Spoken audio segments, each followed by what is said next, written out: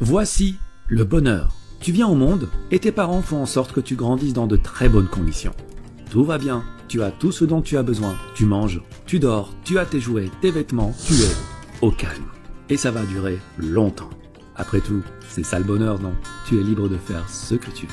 Et ben non, car tes parents, ils t'envoient à l'école. Ils sont contents, pas toi, mais tu t'y feras. Tu te lèves donc chaque jour à 6h30 pour arriver à l'heure.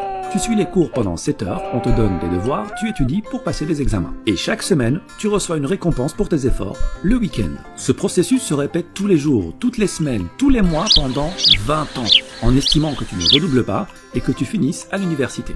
Après tout ce temps, tu as ton diplôme. Tu deviens la fierté de tes parents, de tes professeurs, de tes amis, car on t'a toujours dit qu'avoir un diplôme était synonyme de réussite.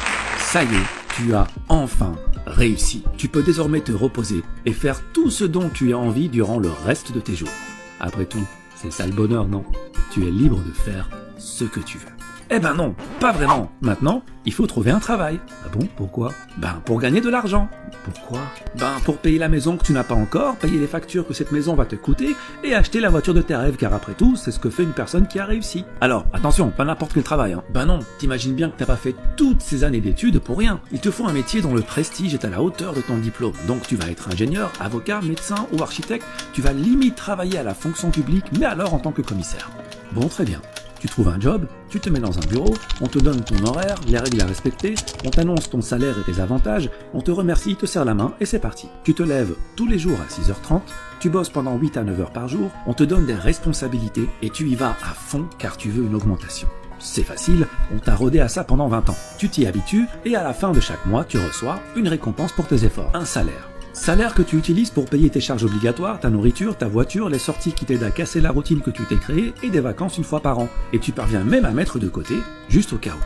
Ah, après tout, c'est ça le bonheur, non? Tu es libre de faire ce que tu veux, une fois par an. Ah non, faut que tu te maries maintenant. Ben, pourquoi? Ben, pour ne pas rester seul, enfin. Et puis t'as de l'argent de côté, maintenant tu peux fonder une famille. Il faut bien que tu aies des enfants. Des enfants? Pourquoi? Car c'est un bonheur d'avoir des enfants pour être fier d'eux. Regarde ce qu'est devenu l'enfant que tu étais et on est fier de toi. Et c'est ça le cycle de la vie.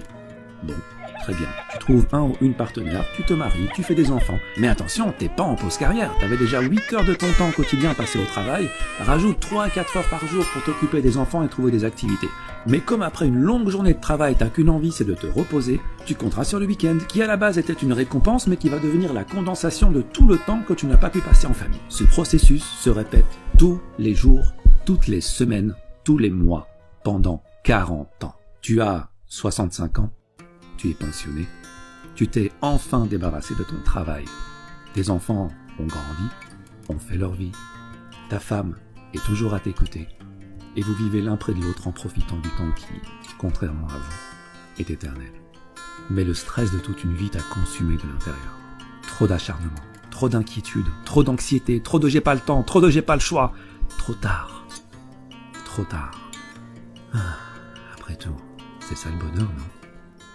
Tu es libre de faire ce que tu veux maintenant. Oui, maintenant, oui.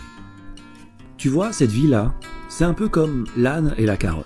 L'âne avance pour manger la carotte, mais lorsqu'il avance, la carotte avance aussi, ce qui le fait avancer davantage, repoussant toujours plus loin l'objectif de son bonheur.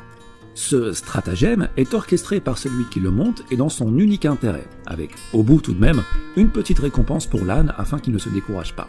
Une petite analogie est nécessaire pour comprendre plus en profondeur. Dans cette situation, qu'est-ce qui fait avancer l'âne? Premièrement, le besoin, mais pas n'importe quel besoin, le besoin créé par la personne qui le monte. Un âne, ça mange de l'herbe, ça mange du foin. Une carotte, c'est une sucrerie pour lui. Ce n'est pas un besoin vital, mais un caprice. Dans la vie de l'homme en société, ce qui le fait avancer est aussi le besoin. Le besoin de consommation dont la nécessité n'est pas vitale, mais a été induite par l'éducation, la publicité et les médias. Deuxièmement, l'insatisfaction. Si tu donnes une carotte à l'âne à chaque fois qu'il parcourt 10 mètres, tu peux me croire, au bout d'un moment, il en aura assez de cette carotte et il arrêtera d'avancer. Chez l'homme en société, c'est pareil.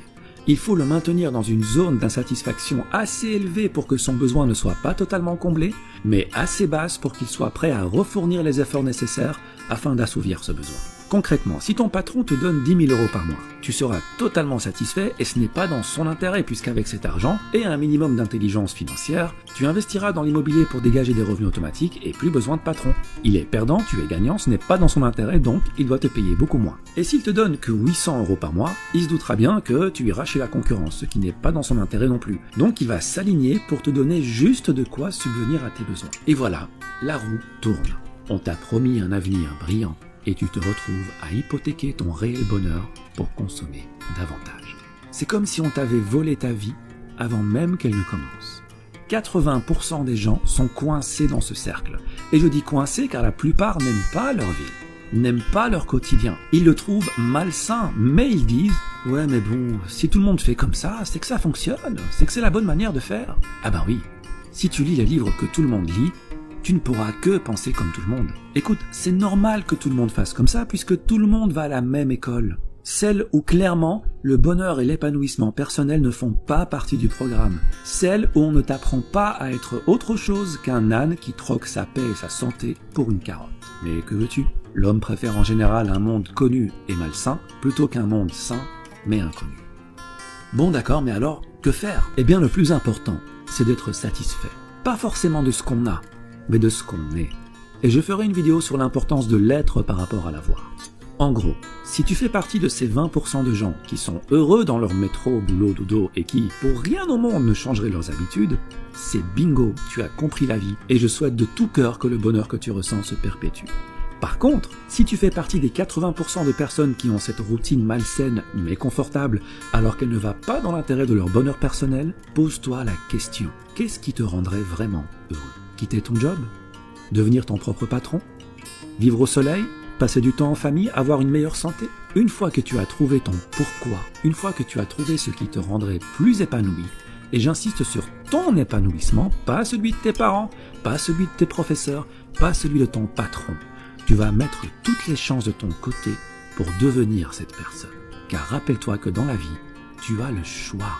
Tu peux choisir de rester à accumuler 7 ans de ta vie devant la télé, car oui, à raison de 2h30 par jour sur 65 ans de vie, t'arrives à 7 ans. Tu peux aussi choisir de rester 15 ans à faire défiler les stories sur ton téléphone, comme tu peux choisir d'utiliser ce temps à te perfectionner dans ce que tu veux être. On dit que 50 heures de pratique dans un nouveau domaine peut déjà produire d'excellents résultats. Il faut jusqu'à 50 000 heures de pratique pour devenir un maître en la matière qui peut changer le monde. Mais en moyenne, 500 heures de pratique te permettront largement d'acquérir une nouvelle compétence, de la maîtriser et de pouvoir l'enseigner. Cela représente 13 semaines à raison de 38 heures par semaine, ce qui fait à peu près 3 mois et demi à plein temps.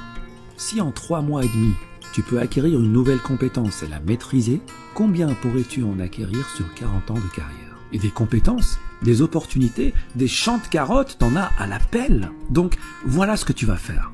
Tu vas arrêter la procrastination, car le temps passe vite et un jour arrivera où il n'y aura plus de lendemain. Tu vas sortir des rangs et marcher sur le chemin le moins fréquenté. Ton chemin, pas celui des autres. Celui qui te rend libre, celui que tu as choisi pour toi. Tu seras seul, c'est normal. Tu perdras le soutien de certains, c'est normal.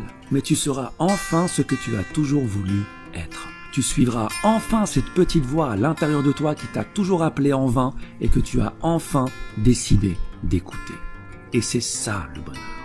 Être notre véritable nous, tout simplement. Il y a un temps de vie qui t'est donné dès la naissance. La question n'est pas combien de temps. Ça, personne ne le sait. La question est comment tu utilises ce temps. C'est ça qui va déterminer ton bonheur. Repère ce que tu veux devenir, crois en ce que tu veux devenir et agis pour le devenir. Il ne faut pas oublier que bien que le temps soit immortel, toi, tu ne l'es pas. Alors utilise-le sagement et marche sur le chemin qui te convient le mieux. Merci et à bientôt.